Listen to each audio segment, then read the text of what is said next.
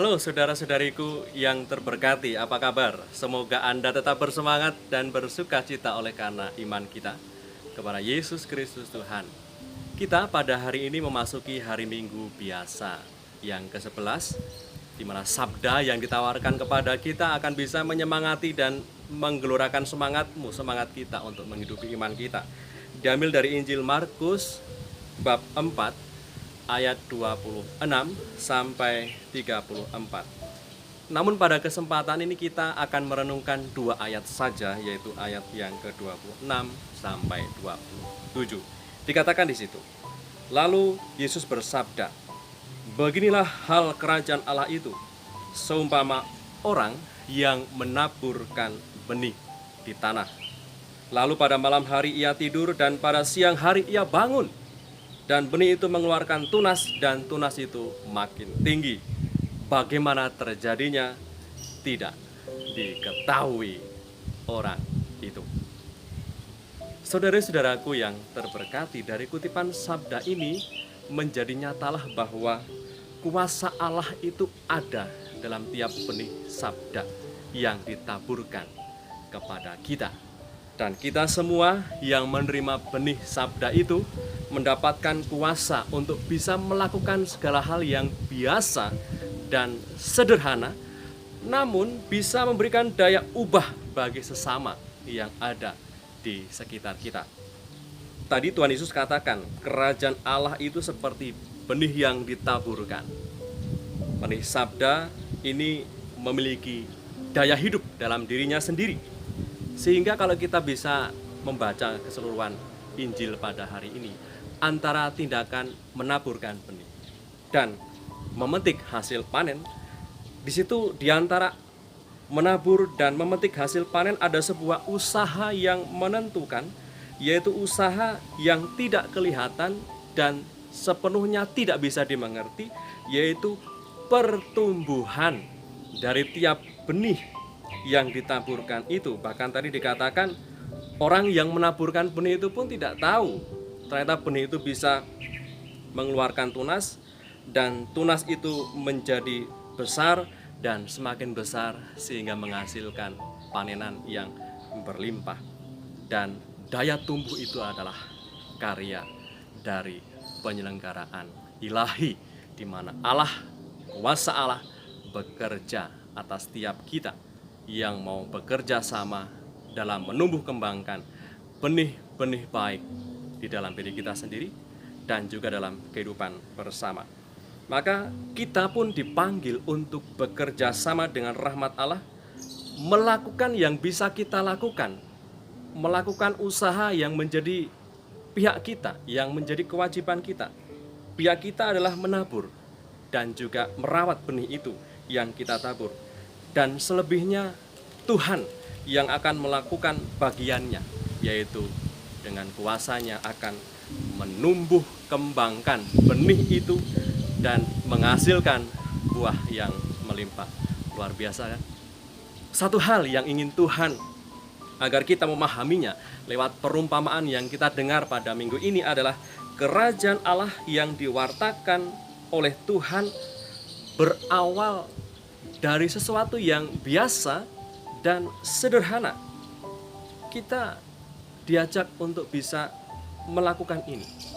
Kita diajak untuk bekerja sama, melakukan dan mewujud nyatakan kerajaan Allah sejak di tengah dunia ini.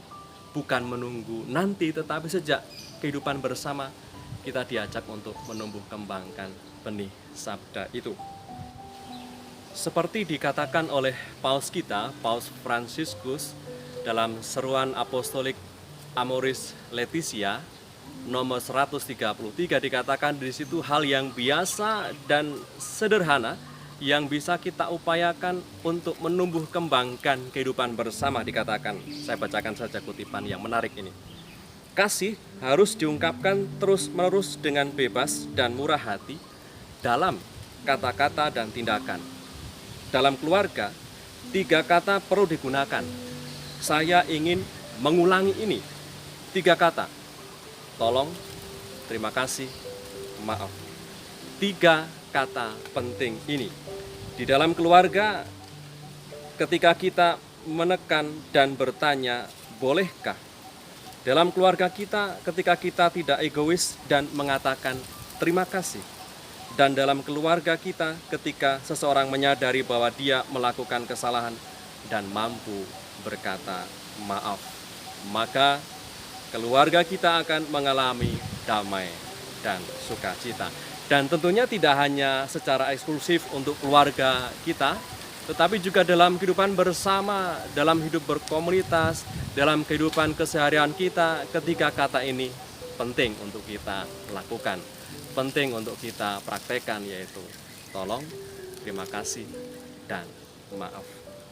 Semoga segala apa yang kita upayakan, sapaan dan tindakan kita, benih-benih sabda Allah yang kita tabur ini dalam sikap ramah dan penuh pengertian bagi sesama yang kesulitan dan sedang mengalami kesusahan, bisa berdaya ubah bagi sesama yang ada di sekitar kita. Semoga kita bisa oleh karena berkat dan kuasa dari Tuhan Yesus sendiri. Oleh karena itu, saudara-saudariku, marilah kita mohon berkat Tuhan untuk hidup kita dan perjuangan kita hari ini. Dalam nama Bapa dan Putra dan Roh Kudus. Amin. Allah Bapa yang Maha Baik, sabda Yesus Kristus yang kami dengar pada hari ini meyakinkan kami kembali agar kami turut bisa bekerja sama dengan rahmat-Mu menumbuhkan benih-benih baik di dalam diri kami dan juga di dalam kebersamaan kami.